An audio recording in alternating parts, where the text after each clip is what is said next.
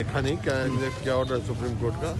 कोई भी बात कहने से पहले सुप्रीम कोर्ट का ऑर्डर है, लेकिन जो किसानों की जहाँ तक सवाल है उनकी मांग है, उनकी बिल्कुल जायज़ मांग है और सरकार को स्वयं जो है ये वापस लेना चाहिए, क्योंकि ये किसान के हित में नहीं है जो कानून। तो कृषि का जो हुआ कैमला में जो कुछ हुआ उसको लेकर कहेंगे। मैंने पहले भी कहा कि सरकार को टकराव नहीं करना चाहिए। जब 15 तारीख तय थी किसानों की और केंद्र सरकार की बात करने में, तो उसके बाद क्या जल्दी थी, इंतजार करनी चाहिए थी और सरकार को टकराव नहीं करना चाहिए। इसमें ये परिस्थिति गंभीर है। सर, आपको क्या लगता है सर, अगर ये कृषि कानून पर रोक लगा दी है तो किसानों को उठ जाना चाहिए वहां से? नहीं, मैं देखूंगा क्या ऑर्डर आदेश। सर, 10 जनवरी को मुख्यमंत्री जी ने प्रेस कॉन्फ्रेंस की थी, उसमें कहा था कि कांग्रेस किसानों को उकसाने का काम कर रही है। तो किसान क्यों बैठे हैं सड़कों पे? किसने फैसले बनाए? ये किसने कानून बनाए? बीजेपी ने बनाए हैं। ये उकसाना काम तो बीजेपी कर रही है। जब इतनी परिस्थिति गंभीर है तो ऐसी स्थिति में ये बयान देना 15 तारीख को जब बैठे हैं कि भाई कानून वापस नहीं होंगे, और ऐसी स्थिति में जनसभा करना, अभी देखो इंतजार करो, परिस्थिति गंभीर है। लोगों ने चुन के भेजी है हरियाणा सरकार, इनको यहाँ के लोगों का साथ देना चाहिए। गवर्नर से मिलने जाएंगे। यहाँ सभा करने की वजह अगर दिल्ली में केंद्र सरकार पे अपना प्रभाव डाल के फैसला करवाने वाला काम कर रहे हैं। किसान आंदोलन बिल्कुल शांति प्रिय और अहिंसा के हिसाब से चला, ऐसा आंदोलन में कभी देखा नहीं है। उसको सब आने का उकसाने का कोई काम ऐसा नहीं करना चाहिए जो अराजकता में। अभय चौटाला ने इस्तीफा भी भेज दिया है, आप किस तरीके से देखते हैं? मेरा आज का कोई सवाल ए और बी का सी का नहीं है। विश्वास पत्र जो दिया है, नो कॉन्फिडेंस मोशन जो आएगा सेशन में, तो अगर कोई इस्तीफा देता है, एक वोट कम होती है, तो वो बीजेपी का फायदा चाहेंगे। कृषि कानूनों पर रोक लगा दी गई है सुप्रीम कोर्ट की तरफ से, तो आप एक कांग्रेस के नेता हैं, विधायक भी रह चुके हैं, किस तरीके से देखते हैं सुप्रीम कोर्ट के इस फैसले को? देखिए, सुप्रीम कोर्ट का मैं धन्यवाद करता हूं कि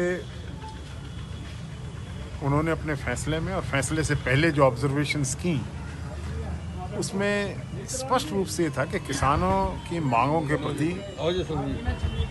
सुप्रीम कोर्ट ने संवेदना दिखाई। सुप्रीम कोर्ट को कोई जवाब सरकार नहीं दे पाई।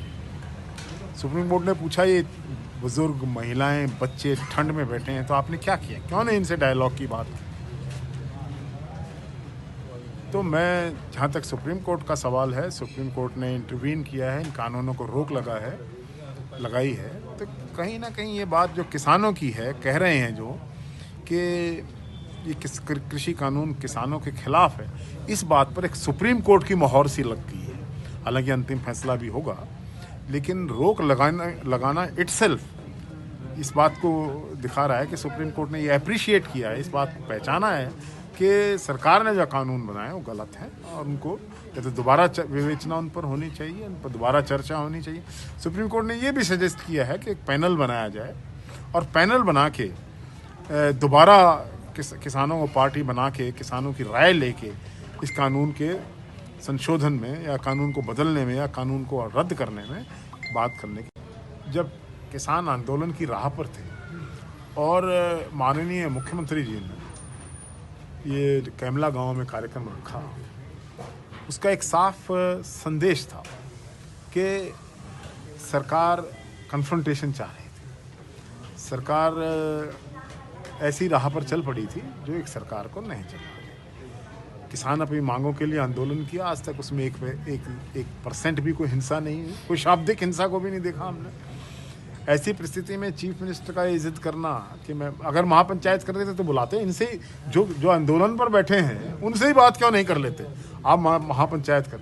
और वहाँ पर गांव के लोगों को लाठियां देकर उन्होंने जिस प्रकार हिंसा भड़काने की कोशिश की है, भारतीय जनता पार्टी के लोगों ने खुद हिंसा को भड़काने में ये जो कुछ भी हुआ है, इसके लिए स्वयं सरकार और भारतीय जनता पार्टी, उनके विधायक और उनके कार्यकर्ता और उनके समर्थक लोग जिम्मेवार हैं। सर, कैमला करनी थी, सरकार को समझना चाहिए था किसान नहीं चाहते। और फिर महापंचायत किसके साथ रख रहे हो? आंदोलन तो किसान कर रहे हैं, आप एक बंद कमरे में पंचायत कर रहे हो। This is not good.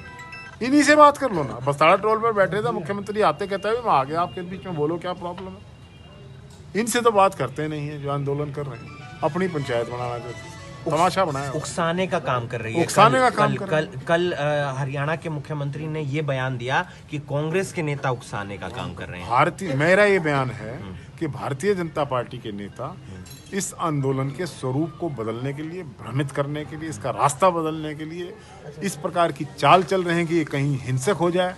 तो ये टकराने की परिस्थिति जो बन रही है, उकसाने की परिस्थिति जो बन रही है, सरकार बना रही है भारतीय जनता पार्टी बना रही है।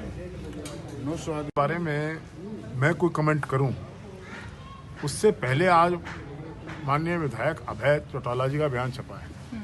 उसमें लिखा है उन्होंने कि ये हमारे परिवार पर मेरा ये चाचा रंजीत सिंह और ये कलंक है, देवीलाल जी के नाम पर कलंक हैं ये लोग।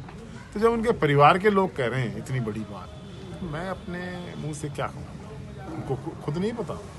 जो लोग किसानों के मसीहा होने का दावा करते हैं, चौधरी देवीलाल के वंशज होने का दावा करें, और आज किसानों पर लाठियाँ चल रही हैं, किसानों को बर्बाद करने की कोशिश हो रही है, और वो लोग चुप बैठे हैं। ठीक, बड़ी मुश्किल से राज में साझा मिला है, राज की खाज मिटा रहे हैं। पर नाटक है। अभय चौटाला अगर सरकार के खिलाफ है तो कांग्रेस अविश्वास प्रस्ताव लेकर आएगी, सरकार को गिराने में हमारा सहयोग दें। वो तो सरकार की मदद कर रहे हैं, एक वोट घट जाएगी। शुक्रिया सर।